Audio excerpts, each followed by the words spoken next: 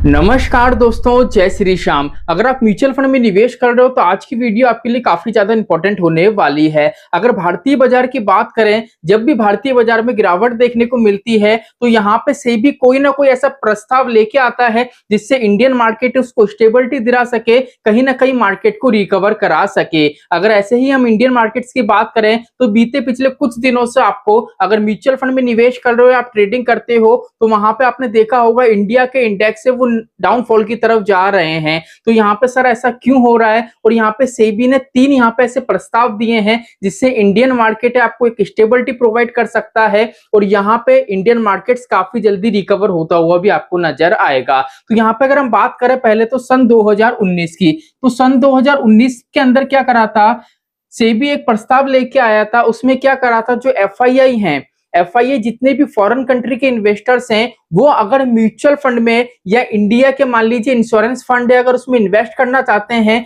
तो उनके लिए जो प्रोसेस है उसको काफी ज्यादा आसान बना दिया था। जो उनकी डॉक्यूमेंट्री नॉर्म्स है उसको काफी ज्यादा इजी बना दिया था, जिससे क्या अभी फॉरेन कंट्री के जो इन्वेस्टर हैं इंडियन मार्केट्स में आए और जो म्यूचुअल फंड से उसमें निवेश कर सके, जिससे क्या है फॉरेन कंट्री का पैसा है इंडियन मार्केट्स में आ सके। तो उससे काफी ज्यादा मार्केट में रिलीफ भी देखने को मिला था। उसके बाद यहाँ पे अगर हम बात करें तो यहाँ पे क्या है, भारत में किसी भी नए विदेशी निवेशक को रजिस्ट्रेशन करने के लिए पहले जो समय लगता था वो 6 महीने का लगता था। जैसे मान लीजिए कोई भी ग्लोबल मार्केट का इन्वेस्टर है, अगर वो सोच रहा है भारतीय बाजार में निवेश करने का तो उसको कम से कम 6 महीने पहले रजिस्ट्रेशन करना पड़ता था और जो ये प्रोसेसिंग है 6 महीने तक चलती थी। अब यहाँ पे सेबी ने इसको काफी आसान बना दिया है। अब जो ये प्रोसेसिंग चलेगी 30 दिन से लेकर 60 दिन तक चलेगी, मतलब 30 दिन के 60 दिन के बीच में ही प्रोसेसिंग कंप्लीट हो जाएगी। और जो एफआईआई है इंडियन मार्केट्स में अगर म्यूचुअल फंड में निवेश करना चाहते हैं तो वो निवेश कर सकते हैं। और तीसरी चीज है यहाँ पे जो आरबीआई करने जा रही है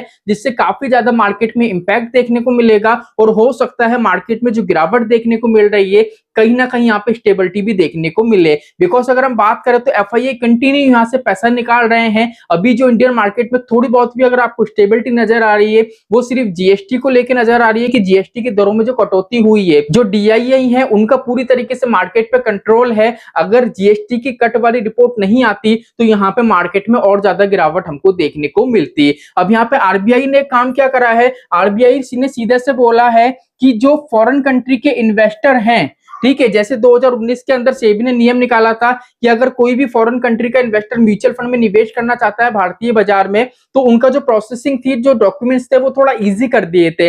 अब यहाँ पे ऐसी आरबीआई ने कर दिया कि भैया फॉरेन कंट्री का कोई भी इन्वेस्टर है अगर वो इंडियन बैंक्स के अंदर अपने अकाउंट ओपन करवाते हैं तो उस प्रोसेस को बिल्कुल ईजी कर दिया है। किसी तरीके का यहाँ पे लेंथी प्रोसेस देखने को नहीं मिलेगा। बिकॉज एफआईआई की बात करें तो उनको इंडियन मार्केट्स काफी अच्छा लगता है, इंडियन मार्केट्स में काफी ज्यादा वो पैसा निवेश करते हैं। और भारतीय बाजार में गिरावट की वजह भी एफआईआई है। जब एफआईआई यहां से पैसा निकालते हैं तो बाजार में हमको भारी गिरावट देखने को मिलती है। तो सीधा सा है भैया, सेबी का सीधा सा नियम है, आरबीआई का सीधा सा नियम है कि यहां से एफआईआई ने जो पैसा निकाला है वो एफआईआई को वापस से लेके आया जाए। तो इसीलिए यहाँ पे ये 3 नियम लेके आए हैं। पहला नियम तो 2019 का था जो मैंने आपको बता दिया। दूसरा नियम जो उनकी प्रोसेसिंग का टाइम था वो 6 महीने का था, अब 30 से 60 दिन का हो गया है। और तीसरा जो आरबीआई है इसने क्या करा है, जो बैंक अकाउंट ओपन का प्रोसेस है उसको काफी ज्यादा इजी कर दिया है, जिससे ग्लोबल मार्केट के जितने भी इन्वेस्टर्स हैं इंडियन मार्केट में इजीली आ सके, अपना पैसा निवेश कर सकें,